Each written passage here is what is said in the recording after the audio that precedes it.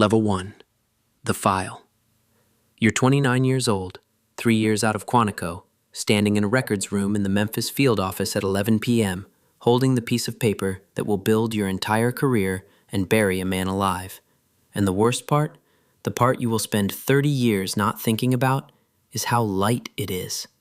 1 page. The case is the Boone case, and in the spring of 1994, it is the biggest thing in the office. A federal witness named Terrence Hill, set to testify against a trucking company laundering money for people worth being afraid of, shot dead in his driveway 9 days before trial. The Bureau needs this solved the way a body needs oxygen, and the case agents have built a clean line to Curtis Boone, 26, a warehouse loader with a record, seen arguing with Hill 2 weeks earlier. No alibi anyone respectable will swear to. It's a good case. It's a triable case. And you, the junior man doing the unglamorous work of organizing the file for the prosecutors, are holding the 1 page that ruins it. It's an interview summary, a 302, from an informant the office has spent 6 years growing inside the trucking outfit, a source so valuable he has his own code name and his own locked drawer. In it, the informant states plainly that the Hill murder was handled by a man from out of state, name unknown, brought in and gone in 40 hours. Not Boone. Nowhere near Boone. You take it to your supervisor, Gene Fairbank, because that's what the manual says to do. And Gene Fairbank is the reason you joined the Bureau. A barrel-chested legend with 24 years in. A man who has personally put away people whose names you knew from newspapers. Gene reads the page once, then he sets it down and gives you the education the manual doesn't. If this goes in the file, it goes to the defense. If it goes to the defense, they burn the informant to save Boone, and when the informant burns, 6 years of work dies with him, along with, Gene says, probably the informant himself, and the 40 other cases his information feeds. 1 page, he says. Weigh it. On one side, a warehouse loader with a record who is, best case, guilty of something else anyway. On the other side, everything. Then Gene does the thing that makes it your sin instead of his. He slides the page back across the desk and says, "You're the file agent. The file is your call. I'll respect it either way." And he leaves you alone with it, which you will eventually understand was not respect. It was insulation. You stand at the shredder for a long time. You don't use it. Instead, you do something halfway, the kind of halfway that damns people. You file the page in the informant's folder instead of the case folder, technically preserved, practically invisible. A document that exists the way a body in a wall exists. Curtis Boone is convicted in 11 days of trial, life without parole. The jury is out 90 minutes. In the hallway afterward, Gene squeezes your shoulder and says 1 word, solid, and the U.S. attorney learns your name, and the special agent in charge learns your name, and that November, you are promoted ahead of 2 men with more years, and the file with the page in it goes to a records depository in a truck, and you go to Washington. You are 29. You have just learned the true currency of institutions, which is not truth, it's outcomes, and you paid for your first one with another man's whole life. Level 2. The ladder. The Bureau promotes what it can measure, and what it can measure is closures, and you close. Organized crime squad in Newark, then a headquarters tour, then legal attaché work that teaches you which senators matter, then SAC of a field office at 41, one of the youngest in the country. On paper, it's talent, and some of it honestly is. But you know what the accelerant was, and you feed it. What Memphis taught you, you refine into a method. Information is not for files. Information is for leverage. You develop a habit that would be a scandal if anyone could see its shape. You remember things. Which congressman's son had a case quietly deferred in 2001?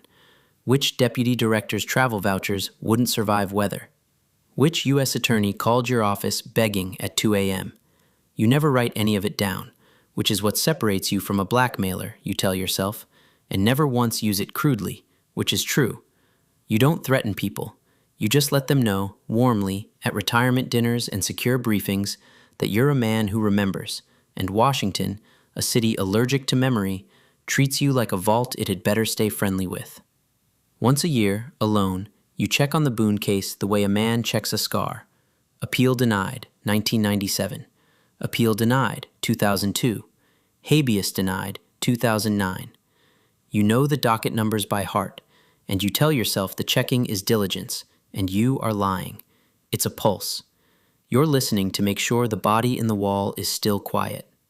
Gene Fairbank retires in 2006 with a lobby ceremony and a folded flag, and at the reception, he steers you to a corner with 2 bourbons and says the only honest thing either of you will ever say about it. He says, "You know why you made it and Kowalski didn't? Kowalski thought the job was catching bad guys. You understood the job is protecting the institution that catches bad guys. There's a difference, and the difference is everything above GS-13. He taps his glass on yours. Then he says, quieter, "The Memphis File. Where does it live these days?" And you say, "In records, where it belongs."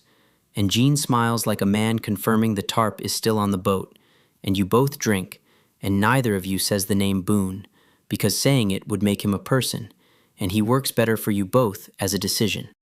Level 3, the 7th floor.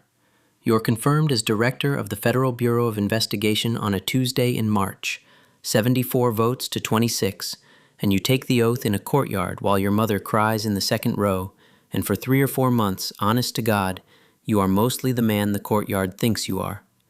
The job is oceanic. 38,000 people, 56 field offices, morning threat briefings that would age anyone. Your days are run by a scheduling team with military precision. Your movements involve armored vehicles, and the comedy of the altitude arrives immediately. It takes 11 people and a motorcade to get you a sandwich. Your detail has opinions about which dry cleaner is defensible. And at your first congressional oversight hearing, a senator spends 4 full minutes asking you to explain, for the American people, what a VPN is, and you answer with the gravity of a man defusing a bomb, and C-SPAN clips it, and your daughter texts you a meme of your own face. Every morning you walk a corridor hung with the portraits of the men who held this office before you, and you stop, more often than you'd admit, in front of the first one, the one who held it for 48 years, the one whose name is on the building, the one whose private files made and unmade presidents. The official tours call him complicated. You look at that portrait the way an alcoholic looks at a bar, because you understand him from the inside, and no one knows you do. And this is the level where you learn the seduction specific to the summit. You no longer have to do corrupt things. You have become the environment. A raised eyebrow in a budget meeting reprioritizes a squad. A question asked twice slows a case to a crawl without a single order given. Deniability isn't something you build anymore. It's the water you swim in. The favors economy finds you within the year, gift-wrapped as governance. Senator Braddock of the Appropriations Committee, the man whose early endorsement carried your confirmation, has a problem. A public corruption squad in his home state has opened a preliminary matter touching his brother-in-law's construction firm and, at the edges, his own campaign accounts. Braddock doesn't call you. Men like Braddock never call.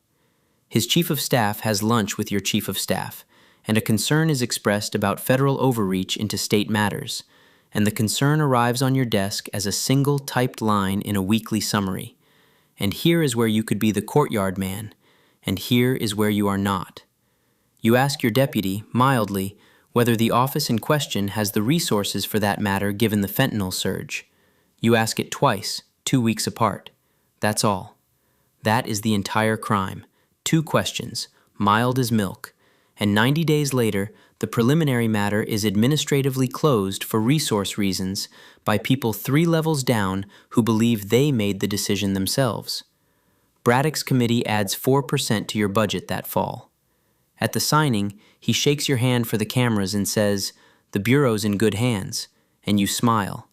And some sealed sub-basement of you notes that Gene Fairbank slid a page across a desk to you 30 years ago, and you have just slid one across an entire government, and nobody anywhere had to touch it. Level 4, the archive. Vanity is how it finds you again. In your second year, you approve a records modernization initiative, a legacy project, your name on the memo. Digitize the Bureau's historical case files, the great prosecutions, the institutional memory, searchable forever. The project is assigned to teams of analysts and junior agents across the depositories. and one of them is a 28-year-old agent in the records section named Danielle Novak, 3 years out of Quantico, doing the unglamorous work of organizing old files, which if you had any capacity left for omens, would stop your heart. In February, scanning the Memphis Depository's organized crime holdings, Novak does what you did in 1994. She reads everything, because she's the kind of agent you used to be. And in an informant folder, cross-referenced to nothing, she finds a one-page 302 from March 1994 that describes the murder of a federal witness named Terrence Hill as the work of an out-of-state contractor, and Novak, who has never heard of Curtis Boone, spends her lunch hour with the case index, and then she doesn't eat lunch. What happens next happens the way it happened to you. She takes it up the chain. But it's not 1994 anymore, and Novak's supervisor doesn't slide the page back. He forwards it, flagged, into the modern machinery of disclosure review, where it enters a queue, with a tracking number, in a system whose weekly exceptions summary crosses the desk of exactly one person in the building with the authority to read everything. You are alone in your office on the 7th floor at 7:40 p.m. when you see the line item. Memphis, 1994, potential Brady material, Boone. 29 years collapse like a folding chair. And now watch what you do, because you barely watch yourself do it. You do not destroy anything. You're not a fool. You ask questions, mildly. You ask whether the review queue is prioritizing by case impact. You ask, twice, whether pre-2000 informant files require classification review before disclosure determinations, which is a real question with a real answer, and the answer buys 11 weeks. You have the General Counsel's office study a jurisdictional issue that doesn't exist. Every step is defensible, papered, procedural. You slow the truth the way you slowed Braddock's case, with gravity instead of hands, and it works for 106 days, and it would have worked forever, except that Danielle Novak, who has a tracking number and the personality of a terrier, notices her flag aging in the queue, and after her third unanswered status request, she does the thing that ends you. Nothing dramatic. She follows the manual. She sends a memorandum, through channels, to the Office of the Inspector General, subject line, possible suppression of exculpatory material and delay of same. The body in the wall has a heartbeat now, and a case number, and the case number is yours. Level 5, the recusal. It unravels in the spring with the speed of a thing that was only ever waiting. The Inspector General's office pulls the queue metadata and finds your questions sitting on the timeline like footprints in concrete, mild as milk, 2 weeks apart, in patterns a first-year analyst could chart. The dying informant, located in a hospice outside Little Rock, gives a recorded statement to investigators with nothing left to protect. The 1994 report was true. Boone was nobody. Everyone senior in that office knew the case was garbage. Gene Fairbank, 81 now, is interviewed on his porch in Florida and says 11 words that will run in every story ever written about you. The file was his call. I respected his call. Insulation, holding, 30 years later, exactly as designed. Braddock's matter surfaces in the same sweep because investigators auditing your 2 mild questions go looking for other mild questions and find them, and the 2 stories merge into one story, which is the true story, which is that the director of the FBI has spent his life filing inconvenient truths where truths go to be technically alive. The story breaks on a Sunday, and by Monday there are satellite trucks outside a Tennessee prison interviewing anyone who ever knew Curtis Boone, and a cable graphic with your confirmation photo next to his mugshot under the word director, and your daughter, who once texted you memes of your own face, calls and asks one question. Is it true? And you give her the lawyer's answer, and the silence she leaves before hanging up is the first verdict in the case. You are asked to recuse. Then you are asked by the White House counsel at 9 p.m. through your own general counsel to consider the institution you love. You recognize the sentence. You've spent 30 years being the one who says it. Level 6, the portrait. You resign on a Thursday in a 4-paragraph letter that praises the workforce and admits nothing, and the special counsel takes 14 months to do what special counsels do. In the end, they don't charge Memphis. 1994 is a closed country, the statute's long run. They charge the man Memphis built. False statements for the congressional hearing where you testified, under oath, in the VPN senator's very room, that you had no awareness of undisclosed material in the Boone matter. A sentence you spoke while knowing the tracking number by heart. Obstruction for 106 days of gravity. Your lawyers are excellent, and it doesn't matter, and you don't entirely want it to. 10 months, a camp in Maryland, and the surreal experience of being processed into federal custody by an agency whose challenge coins bear your signature. The men inside call you director without irony, which is somehow the loneliest thing that has ever happened to you. Curtis Boone's conviction is vacated in the fall. He walks out of a Tennessee prison after 29 years, 4 months, and 11 days into a crowd of cameras, 62 years old, and the clip runs everywhere. He doesn't raise his fists like the movies. He stands very still in the parking lot with his face up, like a man checking whether the sky got the news. The state settles for $14 million. Novak receives a disclosure award at a ceremony you read about in the prison library and gives a 7-word acceptance that you will think about for the rest of your life. "I just read the whole file," she says. That's the entire speech. When you get out, you write to Boone through his attorney, expecting nothing, and Boone, to the astonishment of everyone including his attorney, agrees to meet you once, at a diner outside Jackson, because, his letter says, "I spent 29 years being a name in your files. I want you to be a face in mine." He orders pie. He is calm in a way you will never be again. He doesn't ask why, because the why is boring and he knows it. Careers, institutions, the arithmetic of important men. Instead, he asks the question you never once prepared for across 30 years of hearings. Did you ever look me up? All those years. Did you check? And the truth comes out of you before your training can reach it. Every year, you say, every appeal. I knew your docket numbers by heart. Boone nods slowly and eats his pie, and then he says the sentence you will hear every morning for the rest of your life, in the pause after you wake, in the voice of a man with his face up in a parking lot. "So did I," he says. "Difference is, I was allowed to hope." Your official portrait was painted in your second year, the way they all are, oil, gold frame, the flag over your left shoulder. It was never hung.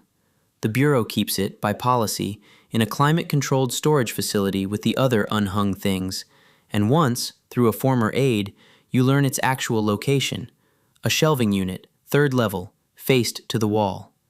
That's the whole ledger in the end. 38,000 agents, 56 field offices, the biggest job American law enforcement has, and what remains is a canvas in a warehouse, turned around, in a building full of files, stored the way you stored a man. Technically preserved, practically invisible. The corridor of directors at headquarters goes on without you, a gap in the sequence like a pulled tooth, and new agents walk past it every morning on the way to do the unglamorous work of reading everything.